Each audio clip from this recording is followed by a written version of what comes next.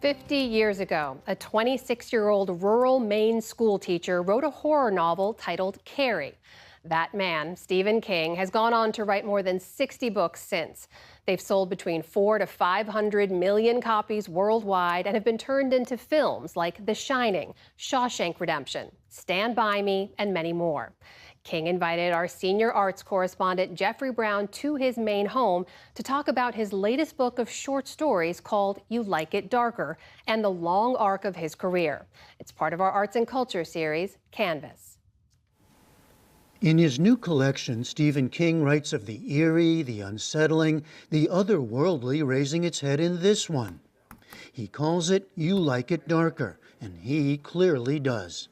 Darker means spooky, it means scary, it means let's exercise our unpleasant emotions for a while. Because I think that people like the idea of opening the door and saying, I want it darker. Do you want it darker? Okay, we're in agreement, and now let's go into the woods together. Millions of readers have taken that dark walk with King, but we had our own lighter one with the now 76-year-old. I feel a little bit like if I was a car, I'd trade. You know? Near his woods in Maine, the state where so many of his tales have been set. I love Maine. I love the country. I'm not much of a city kid. I know the people, and I think that they are stand-ins for people everywhere. I want to write about regular people, ordinary people, in the best way that I know how. In the best way, even in their dark moments. I'm interested in what happens when regular people are suddenly confronted with something that's totally out of their wheelhouse, something that's entirely different. I think that literature, in quotation marks, is about extraordinary people in ordinary circumstances. And what I do are ordinary people in extraordinary circumstances. King himself grew up mostly in working-class rural Maine, his mother raising him and his brother after his parents divorced. He began writing columns for his high school newspaper and then stories and more at the University of Maine, where he met Tabitha, another young writer, now his wife of 53 years. Early on, the young couple took on a variety of jobs to make ends meet. I just wanted to support my family, to be able to say, I'm doing work. My wife also worked. She worked at Dunkin' Donuts. She would come home smelling like a crawler, and she looked so cute. Carrie, the 1974 horror novel, and 2 years later, Brian De Palma-directed film changed everything, with Sissy Spacek as a shy, bullied high school girl with telekinetic powers. Unforgettable revenge ensues. In his 2000 book on writing, King tells of battling his own demons, early on with alcohol and drugs, later after a van hit him on one of his local walks, leading to years of pain and physical difficulties felt to this day. Can one write darker without having a kind of darkness himself? Basically, I'm a perfectly nice fellow, good family man, good husband, good father, and all of this stuff that's on the dark side, it comes out in the stories. And so it doesn't have to come out in life. I used to think to myself, I could have been a very bad person, except for the stories that I tell. It takes off a lot of the pressure. Maybe that's how his stories work for all of us. Whatever it is, Stephen King is as much a cultural icon as any American writer today. So we got all these movie posters from your... Especially when you consider the number of films and series made from his stories, around 100. My first editor, Bill Thompson, used to say, Steve has a movie camera in his head.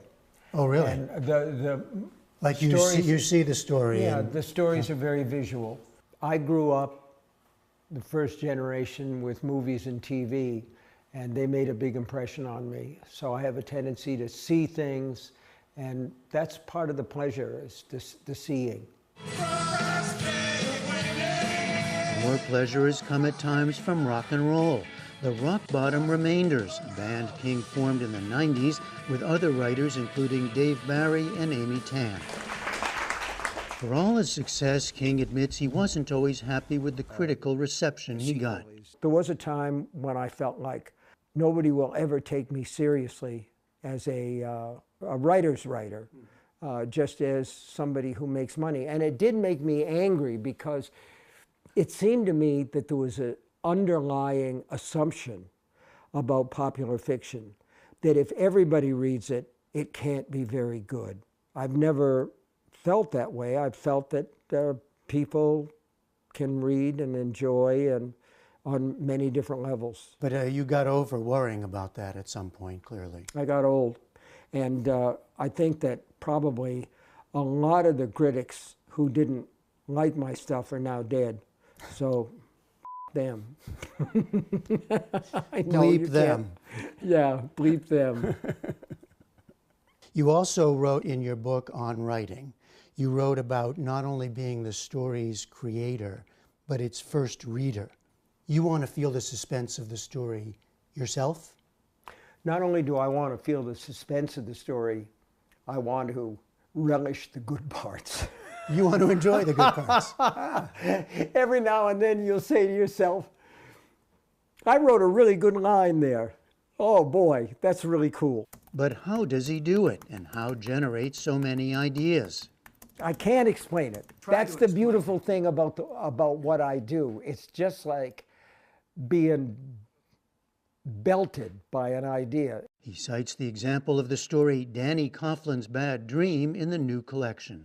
I was getting out of bed one day, and I thought to myself, what if an ordinary guy had a psychic vision in a dream about where a body was buried and actually went out there and found that body?